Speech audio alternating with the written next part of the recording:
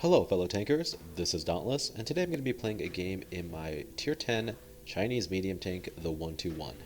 The 121 is kind of an interesting vehicle, and it's kind of bittersweet in a lot of ways, just because it does have a great gun, but it really can't compete with other tanks in terms of sniping. It also has really bad gun depression, really kind of forcing you to play more of a limited role in terms of how a medium tank should play, and it really kind of forces you to brawl and shoot close range a lot of the time.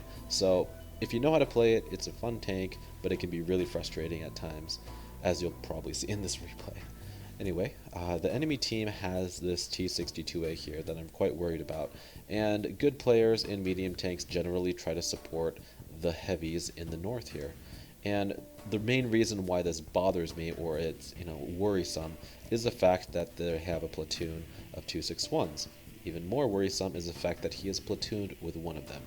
This means that the T62A is most likely going to be spotting our heavies, while his buddy in this 261 is going to be just sniping in shot after shot, maybe even shooting AP rounds. And our team is really not the strongest. We have a lot of yellow players, which is quite average, while their team has a lot of green players. And ultimately, even if we can somehow hold them in the north, the arty is going to really eat them up. With my poor gun depression, I really don't want to put myself in that situation where I'm going to be trying to fight tanks with better gun depression than me, and also put myself at risk from being hit by arty. The southern flank is somewhat viable for my 121, but just because the lack of gun depression again, and the fact that I'm going to leave myself in the open if I get lit, and then trying to trade shots at long distance with this horrible aim time and poor accuracy, most likely when tanks are going to be hauled down and whatnot, it's just very, very hard for this 121 to play effectively on this map.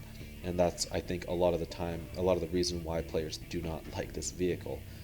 I decide from the get-go that I'm just going to try to play in the city, because I really want to figure out how this game is going to unfold.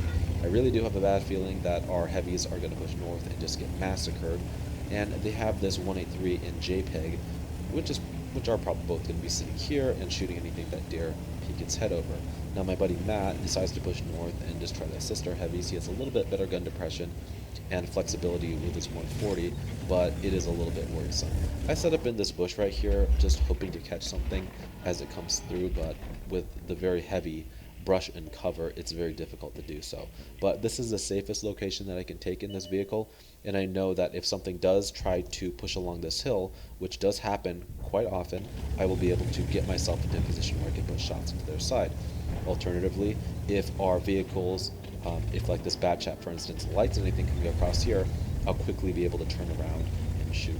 So I'm really not helping my team by doing this by any means, but I'm putting myself in an aggressive position in the very middle of the map, allowing me to flex to any location that is necessary. And again, this isn't the most beneficial for my team right now, but it would be less beneficial if I put myself into a situation that I could potentially get killed very quickly. So I'm preserving my hit points and just really seeing what the enemies are going to do. The IS-7 in the north dies, which is awesome, but it comes at a price. Our heavies are getting chewed up in the north, and it's just a matter of time before they're going to die. I decide this batch has popping over here, so I think, okay, maybe I'll be able to get a shot off. I see the Centurion. I don't think I'm going to have a shot. The JPEG is up on the hill. I take a blind shot thinking, okay, maybe I can weave it through the buildings, but most likely not. It was just kind of a screw it, I'm shooting kind of shot. Anyway, at this point, it doesn't look good. We've lost 3 of our tier 10s, which puts us at a pretty big disadvantage. And our TVP is sitting in the corner doing absolutely nothing. He's a little bit butthurt because no one wanted to push south with him, so he chooses to sit in the corner. And it's just horrible team stuff that you see all the time in pubs. But our 704 and our TVP start getting in a bickering match. They end up shooting each other, and it's just, they're not doing anything for the team. Meanwhile, we have these vehicles pushing the south. Now, at this moment, I loaded a heat round because I noticed that the T62 and Object 74 popped over, and I wanted to make sure my next shot counted if they pushed. I drive over here really quickly because I want to sneak a shot to this guy, which I was able to do, luckily.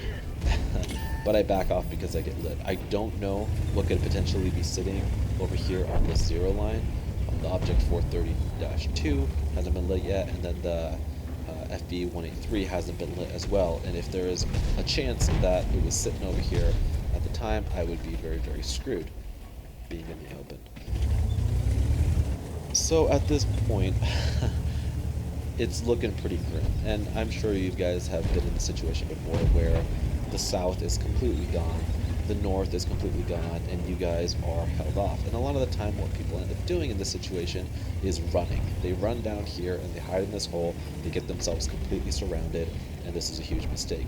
Your biggest bet at winning this is standing your ground in the city, because when they push down to the city, you're somewhat artillery safe, and you pretty much force them to fight on equal terms.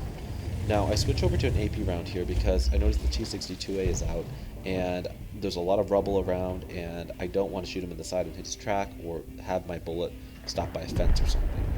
This Object 704 pops out, and I think about backing up to get a shot, but our guys are able to take him out. Now, this object pops out onto my left, and really unfortunate, I critical hit him, and then this JPEG pops out. And I'm going to pause it really quick. The second I noticed the JPEG popped out, what I did was I backed up, but I also pointed my turret right at him. And I know this, I did this on purpose. There's a fence right here, and he doesn't have a clear shot in my hull, and he doesn't know if he's going to shoot the ground, but he does see my turret. He thinks, okay, my gun has a really good pen. He goes for the shot. I point my turret at him, and he bounces. This is a very important thing to do. I see a lot of people, when they get lit, they think they're going to get shot at. They point this way or watch themselves as they back up, and they're not paying attention to where their turret is. But you have a high chance of bouncing vehicles or bullets when you actually point your turret towards them. And that's a potential 15 or 1,050 damage that I could have taken if I didn't point my turret at it in that moment. So I auto-aim this guy because there's a fence and I don't want to blow my shot. I want to make sure it's clean. I realize there's a Pershing and a Centurion behind me, and I don't want them to I don't want to give them my flank, but I also don't want to be hit by arty. So I keep backing up. I'm using this building as cover because I know the artillery are probably going to be sitting down in this hole. And the 261 has a very, very poor gun arc, and I know this, so as long as I'm hugging buildings, they will have no chance of hitting me. Now, this is a very tricky situation I found myself in. You notice this TVP that was just messing around the whole time is still sitting here. He hasn't really done much to contribute to the team so far, and I am being pushed by a lot of vehicles. There's a 183, a JPEG, Centurion 7-1, and this Pershing down here. And arty are all focused in on me because I'm lit. Now, my buddy Caleb is here, and he's putting in shots, and I just took a shot from the object 430, meaning he's probably over here on this hill. Now, in this situation, you think it's over, screw it, I don't care anymore. But you really have to figure out the situation and make a judgment call. Now, the smart thing to do in this situation is to go for the one-shottable vehicle. If you pop out here, even if you get the shot off first, he's going to kill you. So the smart thing to do is to go after the 183. Really don't know where that shot went. I think I just blew it in the tracks, but he doesn't realize, I guess he probably figured that I wasn't going to push out like that, and I'm able to get a shot off. And then luckily bounce this Centurion, and I back up. Now, I have two choices here. I could shoot the Centurion, I could shoot the JPEG. I see the JPEG as more of a threat, and so I choose to just shoot the JPEG, because I need to kill this guy. He shoots the building, he thinks this can somehow go through, and then Caleb is able to put the shot in. I put the wreckage of the JPEG between the two of us, and I wait for him to push me, and he doesn't get the kill. I just turned a 3 versus 1 situation into a victory. Something that a lot of people, I think, wouldn't have the patience or just kind of give up, but never give up. You have artillery support, and if you're able to put yourself in that situation and you play it correctly and get a couple lucky bounces, you can pull off some great wins. Brawling like that. And the 121 is able to pull it off with its great alpha damage. You can put down targets that have about 440 hit points.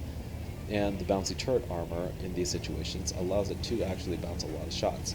Now, this 430 I know was last lit over in this area because he did take a shot at me, and I made a note of that. And so my best bet now is to try to get down here behind a building and get safe. Now, I didn't get lit for that, and so I decided to put myself down in this hole here and try to ambush a shot in.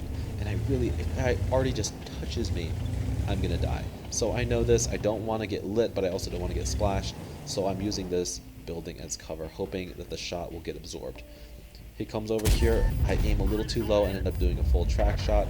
Caleb, however, puts an awesome AB round into him, and he is half dead.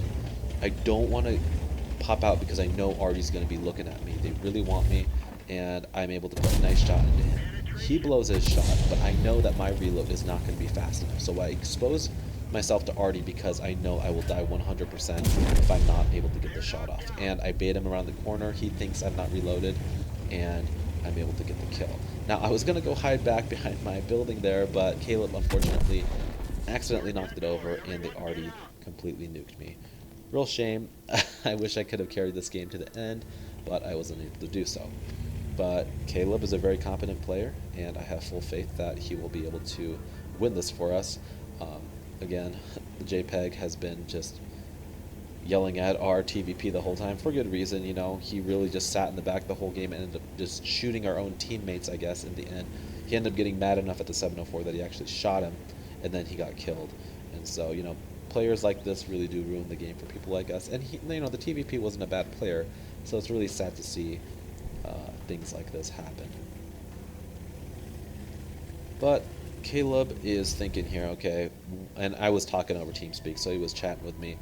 This other M4, the M53-55, is just bum rushing straight to their base. And Caleb actually has binoculars on his artillery, and it's very, very smart to carry binoculars, just because most most artillery have extremely low view range. When his binoculars activate, he is able to spot this 261. He has high explosives loaded, and he tries to go for the kill. But unfortunately, he runs down, and Caleb is going to try to get the shot off. Now, right now, you'll notice that the cap is being captured, or the base is being captured, and Caleb needs to just take this guy out first. Unfortunately, he rushed the shot a little bit, and again, RNG, artillery, missed the guy completely, but his reload is 30 seconds, and he still hasn't been lit yet. This 261 is a very good player, but he is at a disadvantage here because he is in the open, but there is pressure because the base is being captured. They say, hey Caleb, you should probably sit still. Your binoculars will probably be able to spot him if he tries to do anything. And he's probably thinking, okay, he's gonna, you know, the last artillery has to be going back to the cap by now, so I'm safe to push out. Big mistake on his part, and Caleb is able to put an awesome shot into him and secure the kill. Now it's 2 versus 1. I tell Caleb, okay, you have binoculars. He probably does not. If you're able to just get close enough to where you can spot him with your binoculars and just pre-aim, you'll probably be able to get the shot, and he won't even know what hit him. So sure enough, the second the binoculars light up, he is lit. We are not lit, and this is, again, a great reason why you should be running binoculars in your artillery. So he tries to hide behind the building. No good. Caleb snipes him with some HE. Great shot there, securing the second kill. Now all we have to do is deal with this FE3805. He puts a shot in. Clearly Caleb was spotted there, and unfortunately he did not connect. Now the shot came, I believe, somewhere from this area, and Caleb, you know, assumes that he's probably down here still in the cap.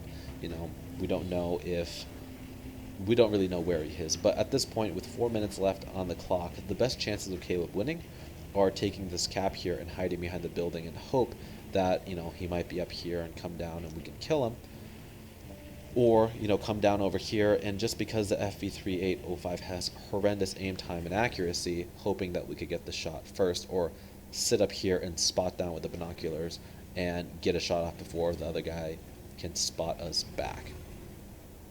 So Caleb's going to try to get into a bush up here, and oh my gosh, suddenly the FV is lit, and complete RNG there. The Artie wasn't even looking this way. He turned and snapped a shot in.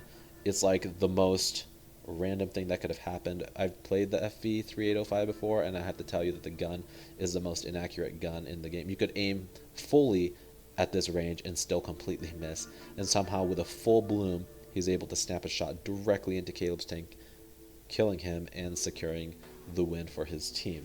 Really unfortunate. Caleb had about 5,000 damage here, and I was really hoping he could have won the game for us. But all in all, I thought that it was pretty cool to watch, and I just wanted to show it to you because of the situations that I was in and how Caleb played is already showing you that even if it looks really like you're going to lose, never give up, keep fighting, and you can pull off some awesome wins. And if not wins, you can still pull off extra damage and have some epic moments like this.